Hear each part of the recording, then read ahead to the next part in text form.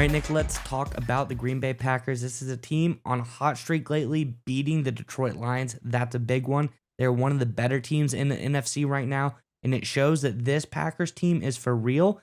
And I think from the beginning of the season, it is a completely different team. We saw this team in the beginning of the season. I would tell you, I don't know if they're going to be able to make the playoff push. I don't know if they can even win their division. This is a team that I think, is going to have some growing pains. Then we look at them last week or over Thanksgiving rather, versus the Detroit Lions. This looks like a team that can run with some of the best teams in the NFC and win games. And I think a large part of that is because of the surgence of Jordan Love. I think this coaching staff has really done a lot of great work over the past weeks and months, and Jordan Love has really come into his own. And I think there's some really great keys to why that is. We have a great article about it. Let's get into that, and we'll talk about it on the other side. This is from over on Fox Sports. It says Green Bay Packers quarterback Jordan Love is producing as many long pass completions as anyone in the league in his first year as a starter. Yet the key to his recent surge will be his willingness to settle for a smaller gain when the big play isn't available. Love said, I feel like it's just comfort and being comfortable in the pocket. Love said Wednesday regarding his improvement. Obviously getting more reps being more comfortable with my reads, understanding what the defense is doing, where I need to go with the ball, and just growing and learning from every rep I get, and obviously learning from the mistakes and learning from the good plays. Packers coach Matt LaFleur has also noticed a difference. He says, I think he's done a much better job of that because everybody wants to throw down the field, LaFleur said, but sometimes you've got to be calculated, it's got to be there, and it's got to be the right read. Now, Nick, I think this is something we all forget. This is Jordan Love's first year as a starting quarterback for the Packers. On all purposes, he's pretty much a rookie as far as seeing things live in game, making those reads. It's one thing to do it in practice, another thing to do it in a game against not your own team. And I think there's growing pains at the beginning. I think Love might have rushed things. You always want to go for the big play. You always want to hit the home run. But I think now he's slowed things down. This coaching staff has preached. You have to slow down. You have to make your reads. If the big play isn't there, don't force it. You have to look and check and see who else is available on the field. He's making his checkdowns, and this offense has been tremendously more productive for that. I think this is good coaching, good learning by Jordan Love, and I think this has the Packers in a really good place because the defense is good. They got a lot of young budding stars on that defense. The offense is now clicking, and I think this is a Packers team that's going to be pretty feisty down the stretch in the NFC. I would not want to face them. I'm curious what your thoughts are on this team, Nick, but Packers fans, you have a real test this weekend going up against the defending Super Bowl champion, Kansas City Chiefs. I think it's going to be a good game because I think you're going to give them a big fight. Let us know what your thoughts on the final score of that game will be in the comment section below. But Nick, what do you think on Jordan Love and the Packers so far? Well, I think you talk about Jordan Love's resurgence and really his emergence as one of the top quarterbacks, a franchise quarterback for this Green Bay Packers team. A lot of credit goes to Coach LaFleur and his entire offensive staff, right, for preaching and maintaining a level of patience and working through those growing pains, right? We live in a really in a society that anticipates a lot of results really quickly, especially we really want them from our quarterbacks. But if you look back in history, traditionally, that's not the case. If you look at the Packers history, going back at Brett Favre and Aaron Rodgers, Brett Favre's first season where he was the starter through training camp, preseason, all of that in 1993. I know he became the starter midway through 1992, but his first season where he was the starter, the entire offseason, preseason, training camp, all that was 93.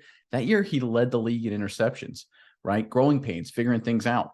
Aaron Rodgers, his first year where he was the full-time starter through training camp, preseason, week one starter, that was in 2008. He had a career high in interceptions for him personally that year, right? So there are growing pains, even for the all-time greats like Brett Favre, like Aaron Rodgers.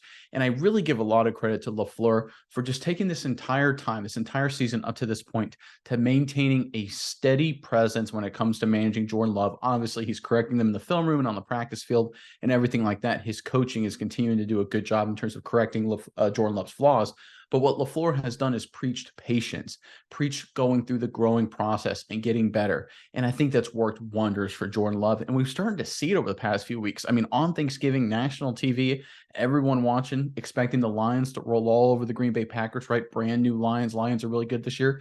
Jordan Love went out there and showed the entire world he's a franchise quarterback.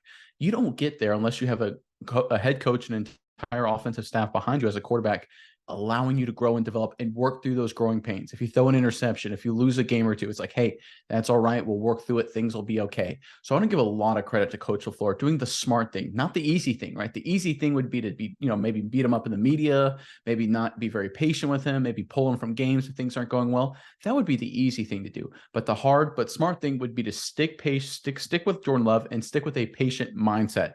And that's why I think a lot of credit goes to Coach LaFleur. And I think it's a big reason why the Packers find themselves on the verge of making a playoff push. Yeah, Nick, and we can talk about wins and losses. We can talk about what we see on the field, but it's always nice to look at the numbers and hopefully the numbers back up what we're saying. And this time, they obviously do. We wouldn't have talked about it if they didn't.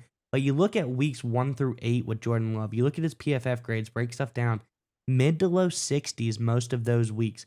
Something is like okay, not very stellar, nothing jumps out at you. You look at the last 4 weeks, weeks 9 through 12, Love's grades 65, 74, 83 in this past week versus the Lions, an 86.6 grade.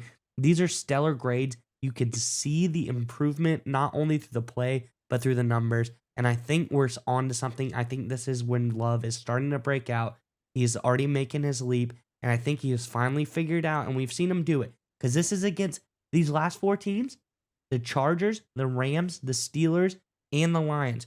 2 of those teams have pretty good defenses.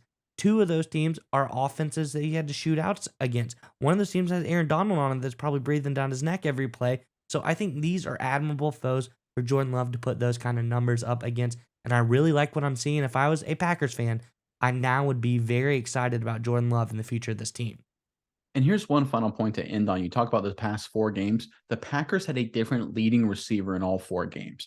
That speaks to how much Jordan Love is carrying and managing the offense now over the past month himself. He's taken on the role as the point guard of this Packers offense. Obviously, he's running LaFleur's offense, but he's not just running the plays and just hitting the open guy that LaFleur schemed open. He's making good reads. He's distributing the football. He's managing the game. And we're seeing it on Sundays. And that's why the Packers, even battling a lot of injuries, can still be productive on offense because you have a young quarterback in Jordan Love who's being able to distribute the ball, make the right reads, hit the open guy.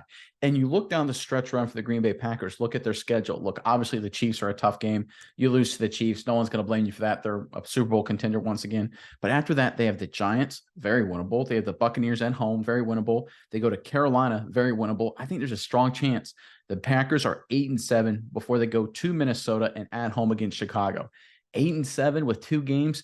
Minnesota Vikings don't look nearly as intimidating the way Josh Dobbs has looked over the past couple games for them, and the Bears aren't great. They're talented, but they don't appear to be ready there yet. There's a strong reason, a strong argument to be made that this Packers team, due to the emergence of Jordan Love, is a strong position to make a playoff push. And I think a lot of credit, I'm going to keep harping on this, goes to Coach LaFleur. A lot of people for a long time said this team under Aaron Rodgers was good because of Rodgers.